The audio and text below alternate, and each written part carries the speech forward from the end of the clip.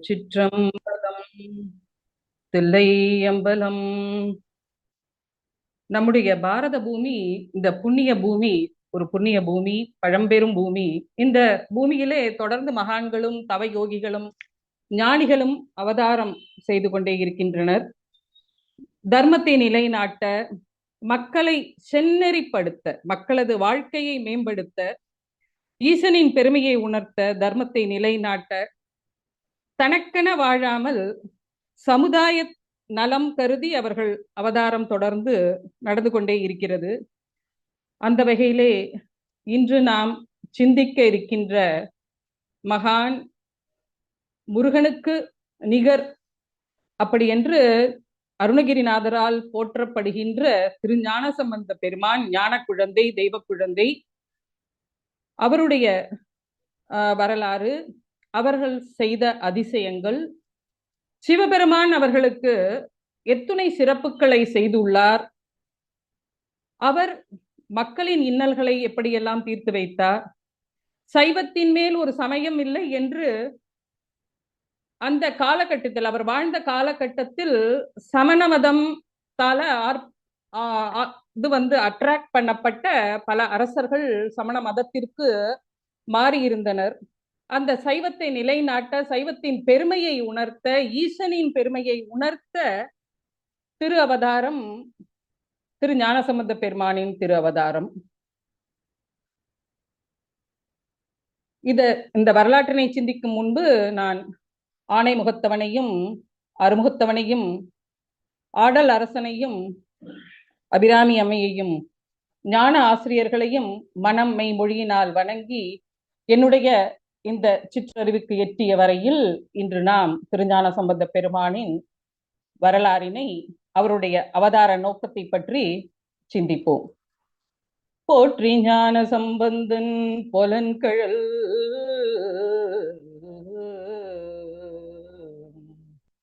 பூழியர்கோன் வெப்பொழித்த புகழியர்கோன் கழல் போற்றி ஆழிமிசை கல்மித பில்லணைந்த பிரான் அடி போற்றி. சிவா திருச்சிற்றம்பலம். தென்னாடுடைய சிவனே போற்றி. இவருடைய அவதார திருத்தலம் சீர்காழி. சீர்காழிப்பதியிலே இவரை அவரது தந்தையார் திருக்கோயில் திருக்குள வளாகத்திலே அமர்த்திவிட்டு அவர் அமிழ்ந்து அந்த திருக்குளத்திலே ஸ்நானம் செய்வதற்காக வேண்டி இவரை படித்துறையிலே அமர்த்தி வைத்துவிட்டு அவர் செல்கிறார். இந்த திருஞான சம்பந்தன் பாலகனுக்கு ஒரு 2 அல்லது 3 வயது இருக்கும். அப்பொழுது தந்தையார் அந்த மரபினை பின்பற்றி, அவர் கவுனியர் குலத்தில் வந்தவர், கவுண்டின்ய கோத்திரம் என்று சொல்லக்கூடிய கவுனியர் குலத்தில் வந்தவர். அந்த மரபினை பின்பற்றி வருகின்ற அனுஷ்டானங்களை செய்து முடித்து வர சிறிதளவு தாமதமாகின்ற அதற்குள்ளே இந்த குழந்தைக்கு பசி எடுக்கிறது. இந்த பாலுக்காக பாலகன் அழுகிறான். அந்த திருக்கோயிலினுடைய கோபுரத்தின் பக்கத்தில் கையை காட்டி காட்டி அழுகிறான். அம்மையும் அப்பனுக்கும் தோணியப்பருக்கும் இந்த குழந்தையின் அழுகுரல் கேட்கிறது. அன்னை என்றாலே கருணைதானே. மாணிக்க வாசக பெருந்தகை சொல்வார், முன்னி அவள் நமக்கு அம்மாள் முன்னாடி இன்சுரக்கும் இன்னருளை, முன்னி அவள் பின்சுரக்கும் இன்னருளை என்று மாணிக்க வாசக பெருந்தகை சொல்வார். அன்னை என்றாலே கருணை.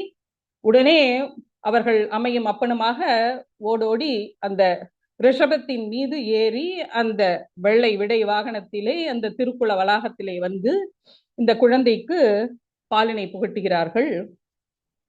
அம்மை அருள் குழை தூட்டும் அமுதுண்ட ஐயன். எப்படி இருந்தார் சிவபெருமானுடைய மேனி? எப்படி இருந்ததுன்னா, அவர் பொன்னார் மேனியன். பொன்வண்ணம் எவ்வண்ணம் அவ்வண்ண மேனி, அப்படி ஆஸ் கிளிட்டரிங் ஆஸ் கோல்டு. மின்வண்ணம் எவ்வண்ணம் அவ்வண்ணம் வீச்சடை. அவருடைய ஜடாமுடி எப்படி இருந்ததுன்னா, ஆஸ் ஷைனிங் ஆஸ் லைட்னிங். அந்த மாதிரி மின்னல் போன்ற அந்த மாதிரி ஷைனிங்.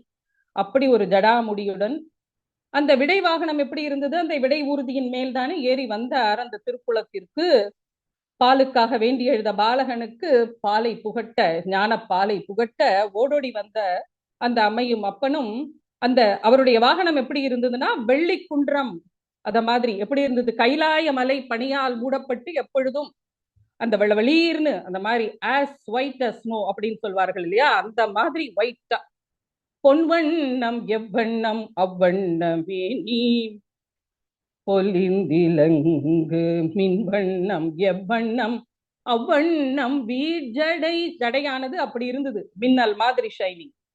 வெள்ளி குன்றம் தன் வண்ணம் எவ்வண்ணம் அவ்வண்ணம் மால் விடை. விடை பூர்த்தி எப்படி இருந்தது, வெளவெளீர்னு அந்த மாதிரி அந்த திருக்குளத்திலே வந்து அந்த குழந்தைக்கு பால் புகட்டி செல்கிறார்கள்.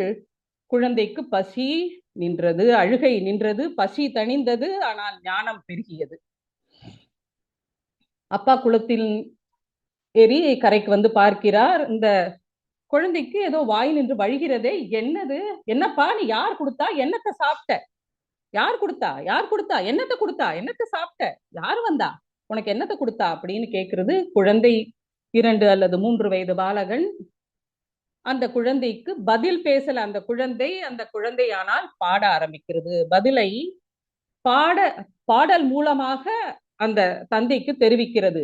யார் வந்தா, காதில் தோடு அணிந்திருந்தார், தோடுடைய செவியன் விடையேறி ஓர் தூவென் மதிசூடி காடுடைய சுடலை பொடி பூசி என் உள்ளம் கவர் கள்வன். என்னுடைய உள்ளத்தை கவர்ந்த கல்வன்பா, அவர் வந்தார்பா, தோடுடைய செவியன் விடை ஏறி ஓர் தூவென் மதியை சூடிக்கொண்டு என்னுடைய உள்ளத்தை கவர்ந்தாரே, அவர் வந்த.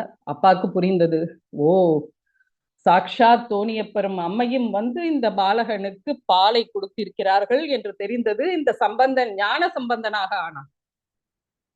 தந்தையும் அந்த குழந்தையை ஞான குழந்தை என்று அறிந்து ஒரு திருத்தலமாக அவரை அழைத்து செல்கிறார். ஒரு திருத்தலமாக சென்று அந்த குழந்தையும் அங்கு வீற்றிருந்து அருள் பாலிக்கின்ற இறைவனையும் ஈசனையும் பாடி பல பதிகங்கள் அருளி செய்திருக்கிறார். இந்த குறிப்பு வந்து திருப்புகழ்ல நிறைய அருணகிரிநாதர் நிறைய இடத்துல சாக்ஷாத் முருகனுடைய திரு அவதாரம் தான் திருஞான சம்பந்தர், முருகன் வேறில்லை, திருஞான சம்பந்தர் வேறில்லை என்பது போன்று நிறைய குறிப்புகள் இந்த திருப்புகழிலே நிறைய குறிப்புகள். அதிலிருந்து சில குறிப்புகள் இன்று நான் உங்களிடம் பகிர்ந்து கொள்கிறேன். ஆன திருப்பதிகம் அருள் இளையோனே அப்படின்னு முருகனை பாடுகிறார். திருஞான சம்பந்தரை குறித்து முருகனை பாடுகிறார். விருது கவி விதரண வினோதகார பெருமாளே, யார் முருகனை சொல்கிறார், சம்பந்தராக அவதரித்து அற்புத திருவிளையாடல் செய்தவனே என்று முருகனை குறித்து முருகனை பாடுகிறார். சம்பந்தரை குறிப்பிட்டு முருகனை பாடுகிறார்.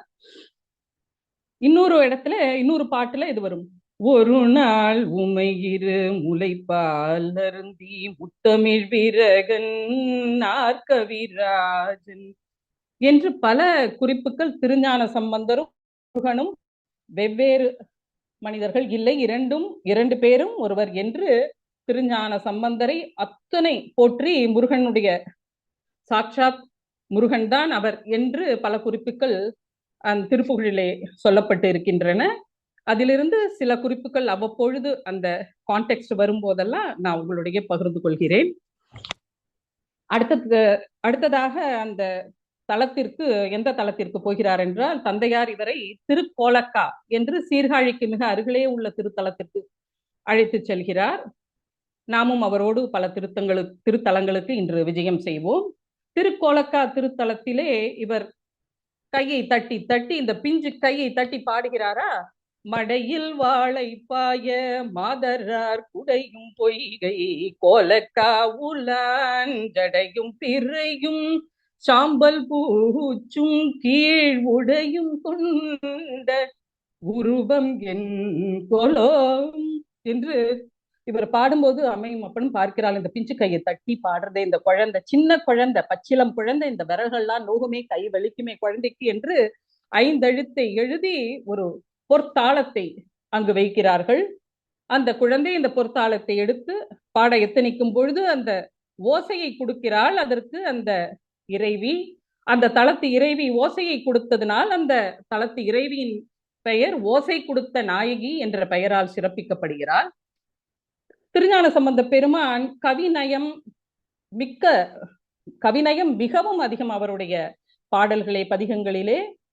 அத்தோடு கூடி இயற்கை வளங்களை, அந்த எந்த திருத்தலத்திற்கு போனாலும் அதனை சுற்றி என்னென்ன இருக்கிறது, பச்சை பசேல் என்ற வயல்வெளிகள், குயிலினங்கள் கூவுதல், மயிலினங்கள் ஆடுதல் என்று அந்த கிளிகளுடைய மழலை சொல், எப்படியெல்லாம் அந்த ஊர் செழிப்பாக இருக்கிறது, மரங்கள் எப்படி இருக்க பச்சை பசேல் என்று அந்த மரங்களும் கொடிகளும் புள்ளினங்களும் அத்தனையும் அப்படியே வர்ணிப்பார். அத்தனை பாடல்களிலும் அவருடைய அந்த திருத்தலத்தின், எந்த திருத்தலத்துக்கு செல்கிறாரோ அந்த திருத்தலத்தினுடைய ஊரினுடைய வர்ணனை கட்டாயமாக அதில் இடம்பெற்றிருக்கும். இவர் அருளிய திருப்பதிகங்கள் முதல் 3 திருமுறையில் இடம்பெற்றுள்ளன. இவர் எப்படும் இவருடைய ஃபார்மேட் எப்படி அப்படின்னாக்க, ஒரு 10, 11 இல்லாது 11 இல்லாட்டா 12 அந்த பேராகிராஃப்னு சொல்லுவாங்க, அந்த மாதிரி ஒரு இருக்கும். அதுல இவர் இறுதியாக அந்த குறிக்கின்ற அந்த பதிகத்தை நிறைவு செய்கின்ற பொழுது அவர் தன்னுடைய அந்த முத்திரையை குத்துவார். நற்றமிழ் வல்ல ஞான சம்பந்தன் ஒன்று மட்டும் உங்களுக்கு நான் குறிப்பிட்டு இப்பொழுது சொல்கிறேன். அந்த எல்லா திருப்பதிகத்திலும் அவருடைய பெயர் இடம்பெற்றிருக்கும். இப்ப பார்த்தானாக்க நம்ம திருப்பழனத்துடைய திருப்பதிகத்தை எடுத்துக்கொள்வோம். வேமுத்தோங்கி விரைமுன் பறக்கும் வேணுபுரம் தன்னுள் நாவுய்த்தனைய திரளான்மிக்க ஞான சம்பந்தன் பேசற்கினிய பாடல் பயினும் பெருமான் பழனத்தை வாயிற்பொழிந்த மாலை பத்தும் வல்லார் நல்லாரை. இத மாதிரி நிறைய பதிகங்கள் அவருடைய முத்திரையில் முடியும், அவருடைய முத்திரையோடைய முடியும். பிறந்த பிறவியிற் பேணியம் செல்வன் கடலடைவான், இறந்த பிறவி உண்டாகில் இமையவர் கோன் அடிக்கன், திறம்பையின் ஞான சம்பந்தன் செந்தமிழ் பத்தும் வல்லார், நிறைந்த உலகினில் வானவர் கோனோடும் கூடுவரே என்று அவளுடைய அந்த பலஸ்ருதின்னு நம்ம சொல்லுவோம் இல்லையா, அந்த மாதிரி அந்த பதிகங்களுடைய நிறைவு அந்த பாராகிராஃப்ல அவர் சொல்லுவார், யாரெல்லாம் இந்த ஞான சம்பந்தன் எழுதிய இந்த பதிகங்களை பாடுகிறார்களோ அவர்களுக்கு பிணி அகலும், நோய் அகலும், அவர்களுடைய ஊழ்வினை தொல்வினை எல்லா வினைகளும் அகலும், அவர்கள் மிக்க மேன்மையுடன் வாழ்வார்கள் என்று தன்னுடைய முத்திரையை குத்தி, இது உறுதி, இது திண்ணம் என்று அந்த முத்திரையும் குத்தி அதில் நிறைவு செய்வார். ரொம்ப ஹாஸ்யமா சொல்வார்கள், சிவபெருமான் சொன்னாராம், அவன் என்ன எங்க பாடினான், அவன் தன்னையே பாடிக்கொண்டான் என்று சொல்வார் என்பதாக சான்றோர்கள் கூறுவது ஒரு ஹாஸ்யமா சொல்றதும் ஒரு வழக்கம். பெரிய புராணத்திலே 3000க்கு மேல் பாடல்கள் சேக்கிழார் பெருமான் பாடி அருளி செய்திருந்தால் அதில் 1500 பாடல்கள் ஏறக்குறைய திருஞான சம்பந்தரை பற்றி இருக்கும். அத்துணை சிறப்பு திருஞான சம்பந்தருக்கு. பிள்ளை பாதி புராணம் பாதி என்பார்கள். பெரிய புராணத்திலே 3000க்கு மேல் உள்ள பாட்டுல 1500 பாக்கள் இவருடைய ஞான சம்பந்தரை பற்றிய அப்படி போற்றி அவர் சேக்கிழார் பெருமான் அருளி செய்துள்ளார். அதனால பிள்ளை பாதி புராணம் பாதி என்று ஒரு வழக்கும் இருக்கிறது. திருக்கோலக்கா திருத்தலத்திற்கு பின்பு அவர் அடுத்ததாக திருநனிப்பள்ளி என்கின்ற தன்னுடைய தாயாரின் திருத்தாயாரின் திருத்தலம், அந்த தலத்திற்கு அவர் விஜயம் செய்கிறார். அங்கு அடியவர்கள் இவர்களை வரவேற்கிறார்கள். அந்த நிலம் பாலை நிலமாயிருந்த அந்த நிலத்தை அவர் நெய்தலாக பாடுகிறார். அங்கு செழுமையான ஒரு பூமி வளர்கிறது என்பதாக பொருள்பட அந்த பதிகம் அமைந்துள்ளது. இதன் பின் இறைவன் அவருக்கு என்னென்ன சிறப்புகள் செய்துள்ளார் என்று பார்த்தோமானால், இவர் திருநெல்வாயில் என்கின்ற திருத்தலத்தினே அந்த அப்பொழுதும் அவர் தன்னுடைய தந்தையாருடைய திருத்தோளில் அமர்ந்துதான் செல்வது வழக்கம். ஏன்னா ரொம்ப சின்ன பையனா இருக்கிறதுனால, ரொம்ப சின்ன குழந்தை அப்படிங்கிறதுனால தந்தையாருடைய திருத்தோளிலே அமர்ந்து அவர் பயணம் ஒரு தலத்திற்கும் விஜயம் செய்கிறார். அப்பொழுது தலத்திற்கு அருகில் வரும்போது அவருடைய அடியவர்கள் பெருமக்கள் அவரை எதிர்கொண்டு அழைப்பர். அப்பொழுது இவர் இறங்கி அந்த கோவிலுக்கு நடந்து செல்வார். அப்பொழுது அந்த சிவபெருமான் இவருடைய பாதம் நோவாமல் இருக்க வேண்டும் என்று இவருக்கு சிவிகையும் முத்துக்குடையும் கொடுத்து இவருக்கு சிறப்பினை செய்கிறார். அப்பொழுதுதான் இவர் பாடும் பதிகம், எந்தை ஈசன் எம்பெருமான் ஏறமர் கடவுள் என்றேத்தி என்ற பதிகத்தை திருநெல்வாயில் அந்த திருத்தலத்து இறைவனை பற்றி இவர் போற்றி அருளி செய்த அந்த பதிகம். அதற்கு பின் அவர் செல்லும் அடுத்த திருத்தலம் பட்டீஸ்வரம் திருத்தலத்திற்கு செல்கிறார். அடுத்த திருத்தலம் என்னுடைய இந்த உரையில் நான் அப்படி கூறுகிறேன் அடுத்த திருத்தலம் என்று. நடுவில் பல திருத்தலங்களுக்கு விஜயம் செய்கிறார். பட்டீஸ்வர திருத்தலத்திலே மிகுந்த வெய்மை, நல்ல ஒரு வெயிலான ஒரு காலம். கதிரவனின் வெம்மையான கதிர்கள் காழியாரின் திருவடியினையும் அவருடைய முடியினையும் நோகச் செய்யுமே என்று நினைத்த ஈசன் சிவபெருமான் என்ன செய்கிறார்? சிவபூத கணங்களை ஏவி முத்துப்பந்தலை பிடித்து வரும்படி பணிக்கிறார்.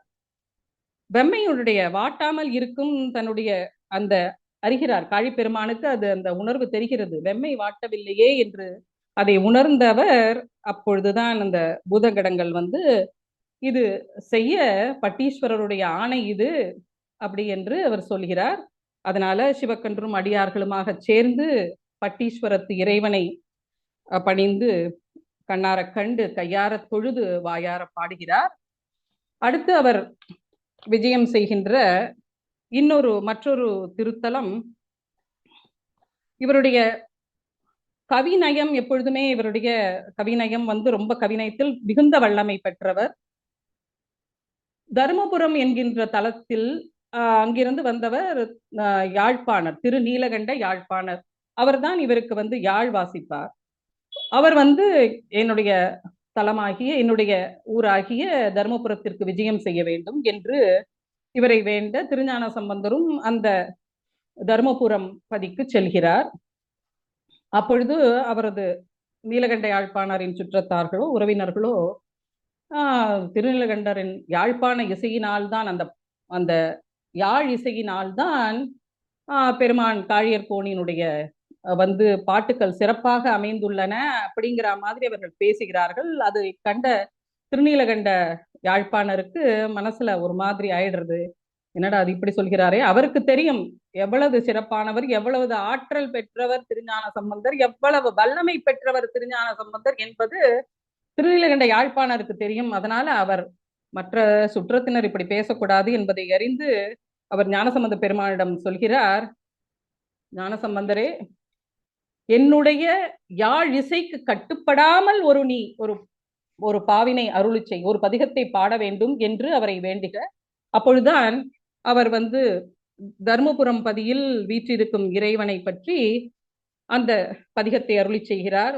மாதர் மடப்பிடியும் மட அன்னமும் அண்ணதோர் நடை உடை மலை மகள், நடை உடை மலை மகள், நடை உடை மலை மகள், நடை உடை மலை மகள், நடை உடை மலை மகள் துணையென மகிழ்வர்.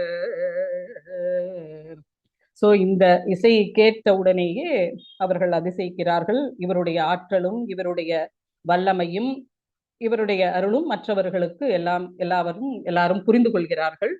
அடுத்தது இவர் விஜயம் செய்கின்ற இவர் அதிசயம் நிகழ்த்திய மற்றொரு திருத்தலம் திருவாசி என்கின்ற திருத்தலம். அந்த திருப்பலாச்சிராமம் தான் திருவாசி எனப்படும் திருத்தலம். அங்கு ஆட்சி செய்கின்ற கொல்லி மழவன் அவருடைய மகளுக்கு முயலகன் நோய் தாக்கவே அந்த அரசனும் காழியர் கோமான் அங்கு விஜயம் செய்கிறார் என்பதை அறிந்து வரவேற்று அவர் காலடியில் விழுந்து வணங்கி தனது மகளின் கொடிய நோயை போக்கி அருளல் வேண்டும் என்று வேண்டுகிறார். அப்பொழுதுதான் இவர் அந்த துணிவளர் திங்களர் துளங்கி விளங்க சுடற்சுடை சுற்றி முடித்து என்று தொடங்குகின்ற பதிகத்தை பாடி, பாச்சில் ஆசிரமத்தில் எழுந்தருளிய நீலகண்டா, நீயா இந்த நங்கையை முயலகன் என்னும் நோயால் வாட்டம் அடைந்து பீடிக்கும்படி செய்தா, இதுவா இவர் மாண்பு என்று மணிவலர் கண்டரோ மங்கையை வாட மயல் செய்வதோ இவர் மாண்பே என்று பதிகங்களை பாடி அவளது நோய் அகழ்கிறது. அடியவர்கள் பெருமக்கள் அங்கு கூடியிருந்தவர் அனைவரும் வியந்து திருஞான சம்பந்த பெருமானை போற்றுகின்றனர், அவரை வாழ்த்துகின்றனர், அவரை பணிகின்றனர். இப்படியாக அடியார் கூட்டங்களோடு இவர் பயணிக்கும் பொழுது அடியவர்கள் இவரிடம் கூறுகிறார்கள், குளிர் ஜுரம் தாக்கி நிறைய அடியவர்கள் அவர் உயிர் நலிவு எய்து கொண்டிருக்கின்றனர் என்ற செய்தி அவருடைய செவிக்கு வந்து விழும்பொழுது இவர் வந்து அவ்வினைக்கு வினையாம் என்று சொல்லும் அகுதறிவீர் உய்வினை நாடாது இருப்பதும் உன் தமக்கு ஊனமன்றே கைவினை செய்து எம் பிரான் கழல் போற்றுதும் யாம் நாமடியோம் செய்வினை வந்தெம்மை தீண்ட பெறா திரு நீலகண்டம். இந்த பதிகமானது விஷஜுரத்தை போக்கியதனாலே கரோனா காலகட்டத்துல இந்த பதிகம் மக்களால நிறைய பாடப்பட்டு நிறைய மக்கள் இதனாலே பயன்பெற்றனர். இந்த திருப்பதிகத்திற்கு பேர் திருநீலகண்டம் என்று ஒரு பதிகத்தின் இறுதியிலும் அது அவர் முடித்திருப்பார். ரொம்ப ஒரு உயர்ந்த திருப்பதிகம், ரொம்ப பவர்ஃபுல்லான பதிகம் என்று சொல்ல வேண்டும். அடுத்ததாக அவர் பயணிக்கின்ற மற்றொரு தலம் திருமறைக்காடு. திருமறைக்காடுகளே சொல்லுக்கு அரசராகிய நாவுக்கரசர் அப்பர் பெருமானும் மறைக்காட்டில் திருமறைக்காடு என்று சொல்லக்கூடிய வேதாரண்யத்தில் அவரும் ஊழியர்கோனும் சேர்ந்து அங்கு சென்றிருந்தார்கள். பண்டு தொட்ட நாளிலிருந்தே அந்த கோயிலினுடைய திருக்கதவானது திறக்கப்பட முடியாமல் இருந்தது. அப்பர் பெருமான் பாடி அந்த திருக்கதவத்தை திறக்கும்படி செய்கிறார். பண்ணின் நேர் மொழியால் உமை பங்கரோ மண்ணினால் வலம் செய் மறைக்காடரோ கண்ணினால் உமை காண கதவினை திண்ணமாக திறந்தருள் செய்மினே. தாளினை திறந்து அருள் செய்யப்பா என்று அப்பர் பெருமான் மிக உருக்கமாக அதை பாடுகிறார். அந்த கதவும் திறந்து கொள்கிறது. அந்த கதவினை திறந்து எல்லோரும் அடியவர் பெருமக்கள் இறைவனை வழிபடுகிறார்கள். அந்த திருக்கதவும் திரும்பி மூடப்பட வேண்டும். அந்த மூடப்படுவதற்காக திருஞான சம்பந்த பெருமாள் மற்றொரு பதிகத்தினை பாடி அந்த கதவினுடைய தாழ்பாலை மூடுகிறார் என்பதாக அடுத்த திருப்பதிகம் சதுரம் மறைதான் துதி செய்து வணங்கும் மதுரம் பொழில் சூழ் மறை காட்டுரை மைந்தா இது நன்னிறைவை தருள் செய்க எனக்குன் கதவம் திரு காப்பு கொள்ளும் கருத்தாலே என்று இந்த பதிகத்தை பாடி அந்த கதவானது மூடிக்கொள்கிறது. இவருடைய பெருமை நாம் வார்த்தையால சொல்ல முடியாது. இவர் சொல்வார், சொற்கழிவு பாதமலர். சொற்களினாலே அந்த சொற்கள் இல்லை அப்படின்னு சொல்ல வேண்டும். சொற்களினாலே அந்த பெருமைகளை சுருங்க சொல்ல முடியாது. அந்த அளவு பெருமை வாய்ந்த திருஞான சம்பந்த பெருமான். இவர் திருவீழி மழலை திருத்தலத்திலே இவரும் அப்பர் சுவாமிகள் 2 பேரும் அங்கும் தங்கி இருக்கின்றனர். அங்கு அப்பொழுது பெரும் பஞ்சம். சிவபெருமான் இருவர்களது கனவிலும் வந்து சொல்கிறார், இந்த பெரும் பஞ்சம் வந்தது கால மாறுபாட்டால் தான் என்று, அதனால நீங்கள் கவலை கொள்ள வேண்டாம், அடியார்களது வாட்டத்தை போக்கி நாங்கள் வளமாக்குவோம் என்று சிவபெருமான் இவர் அப்பரது கனவிலும் ஞானசம்பந்த பெருமானது கனவிலும் வந்து சொல்லிவிட்டு செல்கிறார். அதே போன்று நான் வந்து பஞ்சம் நீங்கிற வரைக்கும் பீடத்தின் மேற்கு பகுதியிலும் கிழக்கு பகுதியிலும் படிக்காசு ஒன்றினை வைப்போம் என்று சொல்லி அவர் கனவில் வந்து தோன்றி மறைகிறார் சிவபெருமான். இவர்கள் இருவரும் அதிகாலை நீராடி திருநீர் அணிந்து பீடத்தின் பக்கம் செல்ல அங்கு காசினை கண்டு இறையருளை போற்றி பாடுகின்றார். அப்பொழுது அப்பர் பிரான் மடத்திலே காலம் தாழ்த்தாத அமுதூட்டல் நிகழ்கிறது. என்ன காரணம் என்றால், அந்த அவருக்கு அளித்த காசு வந்து உடனே அதில் மாற்றி உடனே பொருள்கள் வாங்கி உடனே அந்த மடத்திலே அன்னம் பாலித்தல் நிகழ்கிறது. ஆனால் திருஞான சம்பந்தருடைய மடத்திலே தாமதமாகிறது. ஏனென்றால் அந்த காசில் வட்டம் இருந்தது என்று தெரிந்ததும் பெருமானை பாடுகிறார். ஞானசம்பந்தர் பாடுகிறார், வாசி தீரவே காசு நல்குவீர் மாசின் மிழலையீர் ஏசல் இல்லையே, இறைவராகி நீர் மறைக்கொள் மிழலையீர் கரைக்கொள் காசினை முறைமை நல்குமே. கரை இல்லாத காசு எனக்கு வேண்டும், கரைக்கொள் காசு கொடுத்து ரொம்ப தாமதமாகிறது என்று இறைவனை வேண்ட அவரும் கரைக்குலை காசினை வழங்குதலை நிறுத்தி முறையான காசை அவரும் இறைவனும் வழங்குகிறார். இவருடைய மடத்திலும் அமுதூட்டல் தாமதம் இல்லாமல் நடக்கிறது. இவர்கள் இருவரும் இப்பொழுது திருமறைக்காடு என்று சொல்கின்ற வேதாரண்யத்தை தாண்டி அங்கு தங்கியிருந்த பொழுது மதுரையம்பதியிலிருந்து இவருக்கு அழைப்பு வருகிறது. அங்கு இவர் வாழ்ந்த காலகட்டத்திலே சமண சமயத்தின் தாக்கம் நிறைய, சைவ சமயம் கொஞ்சம் தாழ்ந்து இருந்தது.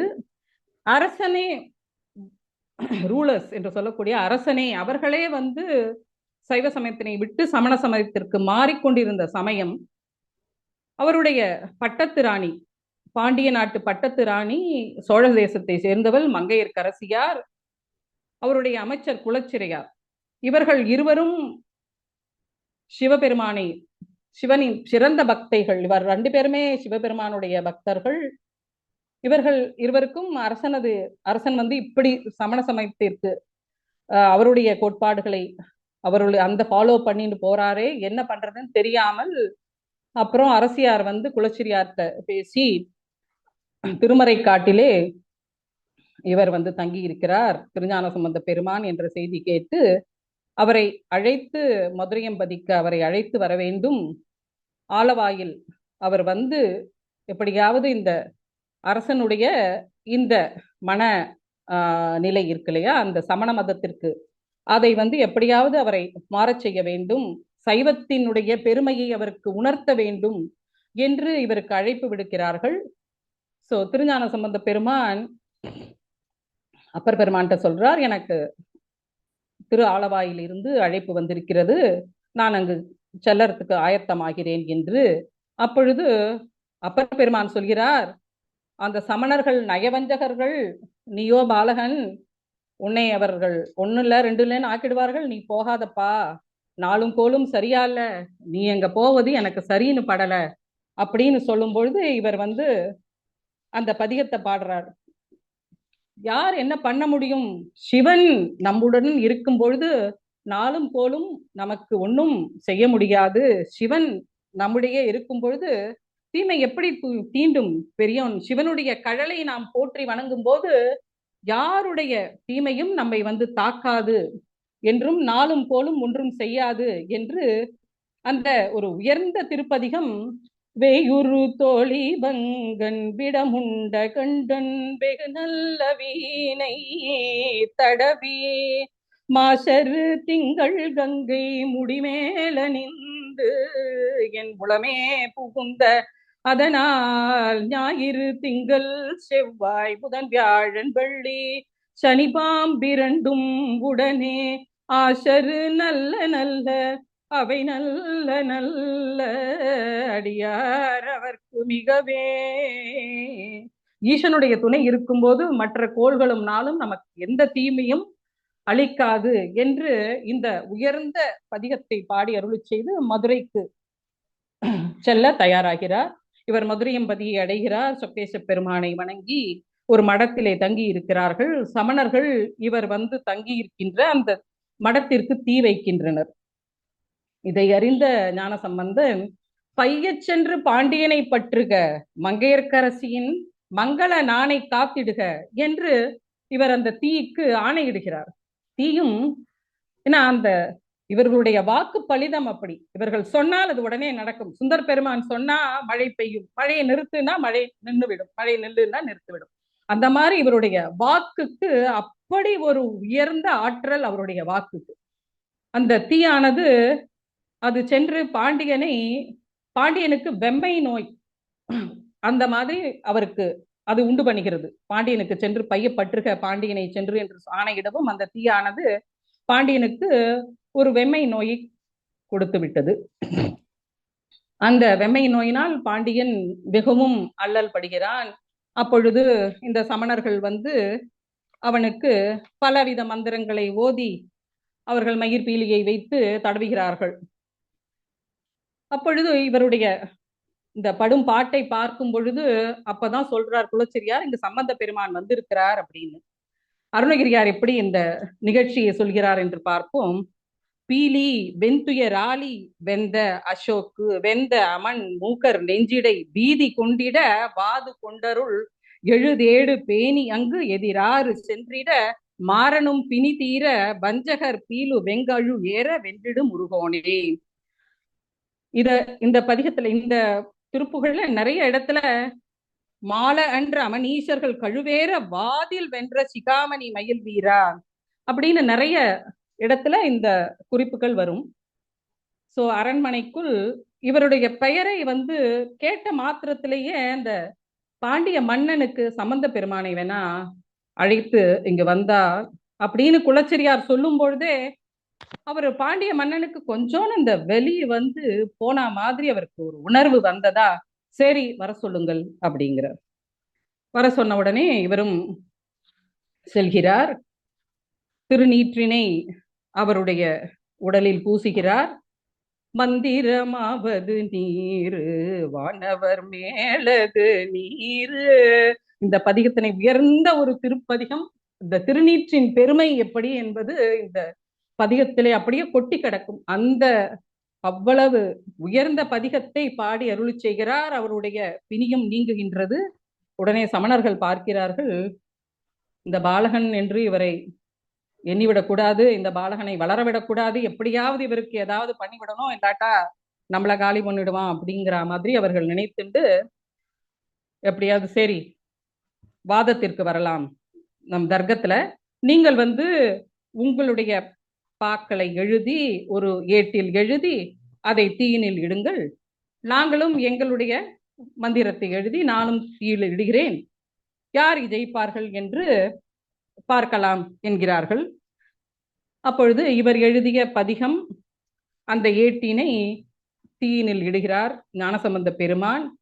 அந்த தீயினின் வெம்மை கொஞ்சம் கூட அந்த பதிகத்திற்கு, அந்த ஏட்டின் மேல் ஒன்றுமே செய்யாது. அந்த பதிகமானது பச்சை பதிகம் என்று இன்று காலம் சிறப்பாக போற்றப்படுகின்ற பதிகம். அது திரு ஆலவையிலே பாடினாலும் அது திருநள்ளாற்று இறைவனை போற்றி பாடிய பதிகம் என்பதாலே திருநள்ளாற்று பதிகம் என்று வழங்கப்படுகிறது. பச்சை பதிகம் என்றும் வழங்கப்படுகிறது. அது அனல்வாதத்தில் ஜெயித்து விடுகிறார். மால அன்று அமனீசர்கள் கழுவேற வாதில் வென்ற சிகாமணி பெருமாளே. யார்? அருணகிரியார் பாடுகிறார். வாதில் வென்ற சிகாமணி முருகாணி என்று இந்த குறிப்பினை திருப்புகழில் அவர் எடுத்து சிறப்பிக்கிறார் இவரை. அதற்கப்புறம் அனல்வாதம் முடிந்தது. அடுத்ததாக புனல்வாதம். அந்த புனல்வாதத்திலே வைகையம்பதியிலே நீர் எழுதிய பதிகத்தை, அந்த ஏட்டினை வைகை ஆற்றில் இடு என்று கூறுகிறார். உடனே இவர் தான் எழுதிய பதிகத்தை வைகை ஆற்றில் விடுகிறார். சமணர்கள் தான் எழுதிய சுவடியையும் வைகை ஆற்றில் விடுகிறார்கள். சமணர் எழுதிய பதிகம் அதில் அடித்து செல்லப்படுகிறது. இவர் எழுதிய பதிகம் அழகாக அந்த வைகை ஆற்றிலே போகின்றது. ஒன்றுமே பண்ண முடியாத ஒரு சமணர்களுக்கு இப்படி என்ன செய்யறது என்பதே அறிய முடியாத ஒரு நிலை விடுகிறது. அமணர்கள் எழுதிவிட்ட அந்த ஏடானது நீரில் விரைவாக அடித்து செல்லப்பட்டது. அமணர்கள் வெட்கி தலை குனிந்து ஆளுடைய பிள்ளையிடம் அவர் எழுதிய ஏட்டினை ஆற்றில் இடும்படி பணிக்க அவரிட்ட ஏடுகள் ஆற்றினை எதிர்த்து நீந்தி சென்றது. அந்த அற்புத திருப்பதிகம் வாழ்க அந்தனர் என்றதான ஒரு திருப்பதிகம். அதை நிறைவு பகுதியிலே நான் உங்களுடன் பகிர்ந்து கொள்கிறேன். இப்படியாக அவருடைய பெருமையும் அவருடைய வல்லமையும் அவருடைய சிறப்பும் மதுரையம்பதியிலே எல்லாராலும் பேசப்படுகிறது. அடியவர்கள் அனைவரும் அவரை சிரம் தாழ்த்தி வணங்கி போற்றி பாடுகின்றனர். கூன் பாண்டியனை நின்ற சீர் நெடுமாறனாக ஆக்கி மங்கையர்க்கரசியாரின் திருமங்கல நான் காத்து தீயும் நீரும் அறியும் வண்ணம் தமிழை உயர்த்தி ஒரு புகழின் உச்சியில் அப்படிப்பட்ட ஒரு காலகட்டத்துல இவருடைய தந்தையார் இவரை பார்க்க சீர்காழியிலிருந்து மதுரையம்பதிக்கு வருகிறார். தந்தையை பார்த்த உடனே இவருக்கு தோணியப்பரை ரொம்ப நாளாக நம்ம பார்க்கவே இல்லையே என்று இந்த சீர்காழி பதியிலே உறைந்து அருள் பாலிக்கின்ற தோணியப்பரும் அம்மையும் ஞாபகம் இவருக்கு வருகிறது. இவ்வளவு நாளா நம்ம தரிசனம் பண்ணலையே, ரொம்ப நாள் ஆச்சே அமையும் அப்பனையும் பார்த்து அப்படின்னு சொல்லிட்டு இவர் வந்து அந்த அமையும் அப்பனையும் நினைத்து அவர் அருளி செய்கின்ற திருப்பதிகம் மண்ணில் நல்ல வண்ணம் வாழலாம் வைகளும் என்ற திருப்பதிகத்தை இசைக்கிறார். இன்றைய அளவிலும் இந்த திருப்பதிகம் எல்லா சுப நிகழ்ச்சிகளிலும், ஒரு கல்யாணமோ இல்ல ஒரு சஷ்டியப்த பூர்த்தியோ ஒரு பீமரத சாந்தியோ இல்ல திறப்பு விழாவோ எந்த ஒரு சுப நிகழ்ச்சிகளிலும் இந்த பதிகம் தவறாமல் இசைக்கப்படுகின்ற ஒரு உயர்ந்த ஒரு திருப்பதிகம் இந்த திருப்பதிகம். அப்புறம் அவர் மதுரையம்பதியிலே மிக நாள் தங்கிவிட்டதனாலே அவர் விஜயம் செய்ய சீர்காழிப்பதியை நோக்கி விஜயம் செய்ய எண்ணுகிறார். அப்பொழுது அந்த சீர்காழிப்பதி போகிற போது வழியில என்னெல்லாம் திருத்தலம் இருக்குமோ அந்த திருத்தலத்தில் உள்ள இறைவனையும் தரிசித்து அவரை போற்றி பதிகங்களை பாடி அருளி செய்து கொண்டே போகிறார். அப்பொழுது திருக்கொள்ளம்பூதூர் என்ற ஊரை அடைகிறார். அந்த திருக்கொள்ளம்பூதூர் என்பது நீடாமங்கலத்திலிருந்து ஒரு 7-8 கிலோமீட்டர் தொலைவில் உள்ள ஒரு திருத்தலம். அங்கு ஆற்றில் பயங்கர வெள்ளப்பெருக்கு, பரிசில் செல்ல முடியாத ஒரு நிலை, பரிசிலை தள்ளுகின்ற கோலும் நிலைக்க இயலாத ஒரு நிலை. பரிசில் வந்து ஒரு மூலையில் போடப்பட்டிருந்தது. தன்னுடன் வந்த அடியார் பெருமக்களை பரிசில் ஏறச் செய்கிறார் இவர். தன்னுடைய நாவலமே கோலாக கொண்டு கொட்டமே கமழும் கொள்ளம்பூதூர் நட்டம் ஆடிய நம்பனை உள்கச் செல்க உந்துக என்று அதற்கு ஆணையிடுகிறார். அகமே உன்னை சிந்தனை செய்கிறதப்பா, புறத்திலும் தங்களை கண்ணார கண்டு அருள் புரிந்திட இந்த ஓடம் வந்து அடையும்படி அருள் பாலித்திட வேண்டும் என்று அந்த இறைவனை வேண்டுகிறார். அந்த ஓடமும் எந்தவித ஏதமும் இன்றி எந்தவித குறையும் இன்றி அக்கறைக்கு கொண்டு சேர்க்கிறது. அடியார் பெருமக்கள் ஆச்சரியமுற்று திருஞான சம்பந்த பெருமானை வணங்கி வாழ்த்துகிறார்கள். அடுத்ததாக அவருடைய திருத்தலம், அவர் செல்கின்ற திருத்தலம் செய்யாறு, திருவோத்தூர் என்று அழைக்கப்பட்டது. இந்த நாளிலே அது செய்யாறு என்று வழங்கப்படுகிறது.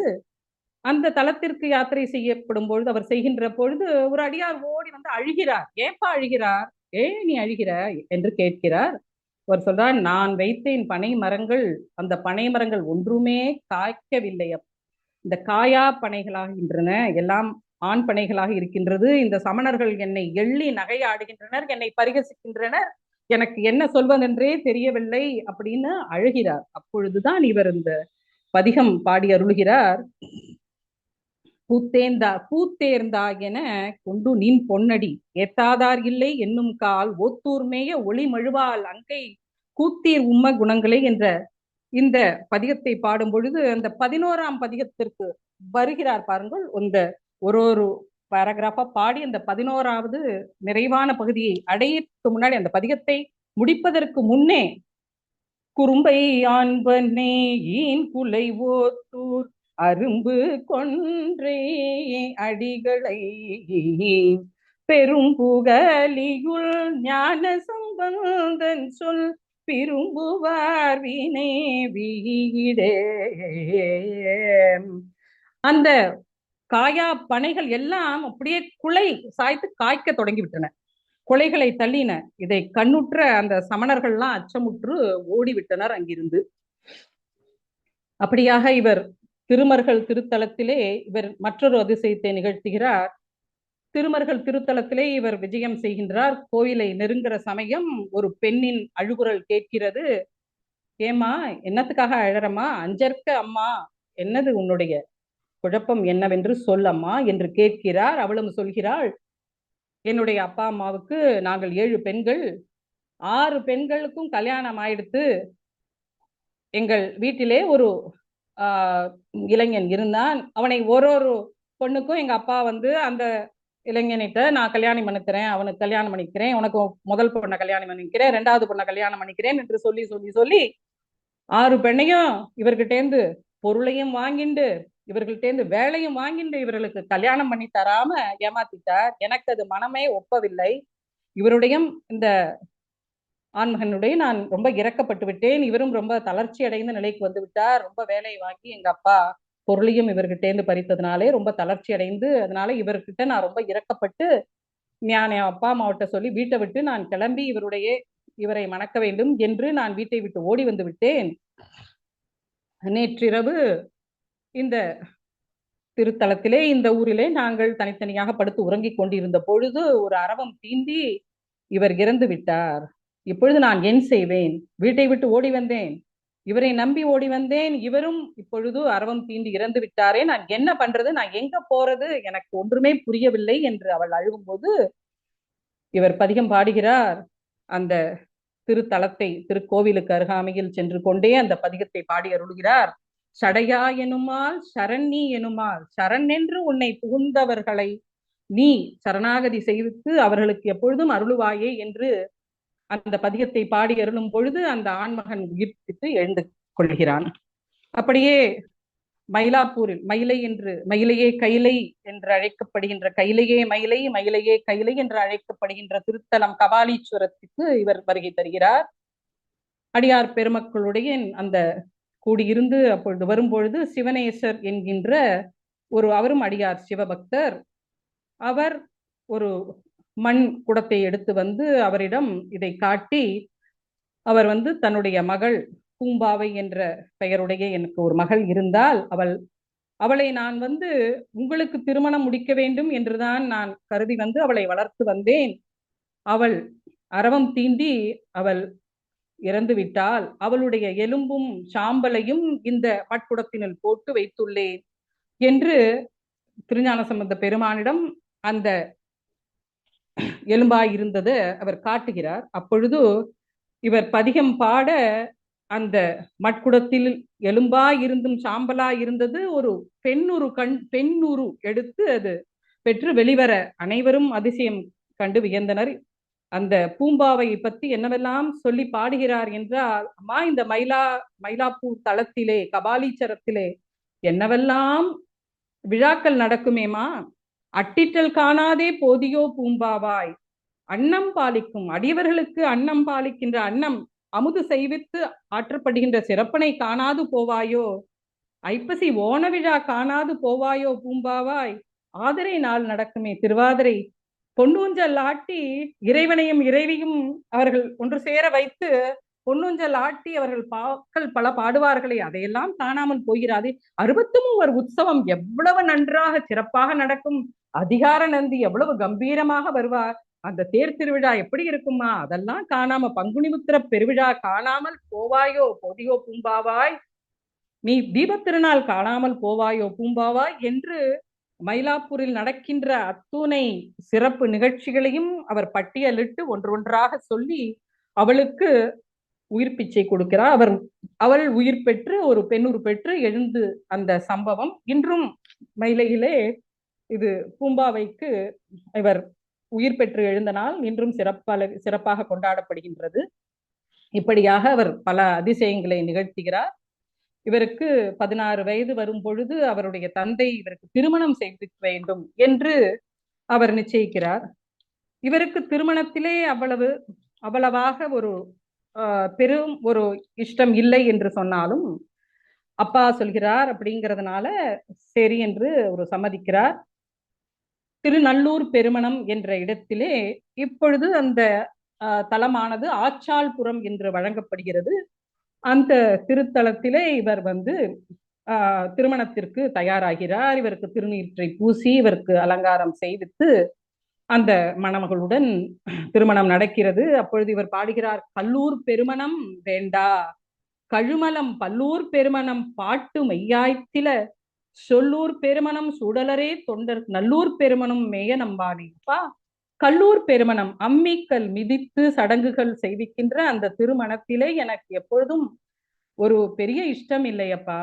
ஈசனே, நான் நிறைய பதிகங்கள் உன்னை பாடியிருக்கிறேன், அதிலிருந்து என்னுடைய எண்ணம் உனக்கு வெளிப்படவில்லையா என்ற பொருள்படி இவர் பொருள்படும்படி இந்த கல்லூர் பெருமணம் வேண்டா கழுமலம் பல்லூர் பெருமணம் பாட்டு மெய்யாய்த்தில சொல்லூர் பெருமணம் சூடலரே தொண்ட நல்லூர் பெருமணம் மேய நம்பானே என்று இறைவனிடம் இவர் பாடுகிறார். இந்த பதிகத்தை பாடி அருளுகிறார். அப்பொழுது திருமணம் முடிந்து விட்டது. இறைவனுடைய ஒரு அசரீரி வாக்கு, வேத வாக்கு வருகிறது. இந்த ஜோதி ஒன்று தெரிகிறது, அந்த ஜோதியை பின்தொடர்ந்து நீயும் வா அப்படி என்று சொல்கிறார். அந்த ஜோதியை பின்தொடர்ந்து அந்த வழியை காட்டுகிறது அந்த அந்த இனிய அந்த சிவபெருமானுடைய அசரீரி வாக்கானது. அதை தொடர்ந்து இவர்கள் எல்லாரும் தான் மனம் செய்த காரிகையுடனுடன் அந்த திருமணத்தை பார்க்க வந்த அனைத்து சுற்றத்தினருடன், அடியார் பெருமக்களுடன், இவர்களுக்கு முத்து சிவிகை சுமந்து வந்த அந்த ஆட்கள் எல்லாருடனும் இவர் ஜோதியாக கலக்கிறார். காதலாகி கசிந்து கண்ணீர் மல்கி ஓதுவார் தம்மை உய்விப்பது வேதன் நாமும், வேதன் நான்கும் மெய்ப்பொருளாவது நாதன் நாமம் நமசிவாயவே என்று ஜோதியுடன் அடியார் பெருமக்களுடன் அங்கு வந்த அன்று வருகை தந்த சுற்றத்தினர் அனைவருடனும் இவர் ஜோதியாக கலந்து கைலாய சாயுஜ்ய பதவியை பெறுகிறார். பெருமானார் 16 வயது வரை இந்த பூமியிலே வாழ்ந்தவர். அவருடைய அவதார நோக்கு சாட்சாத் முருகப்பெருமானின் அவதாரம், அவருடைய அவதார நோக்கம் முடிந்துவிட்டது. அவர்கள் செய்த பணிகள், அவருடைய பாடி அருளிய பதிகங்கள் பற்பல.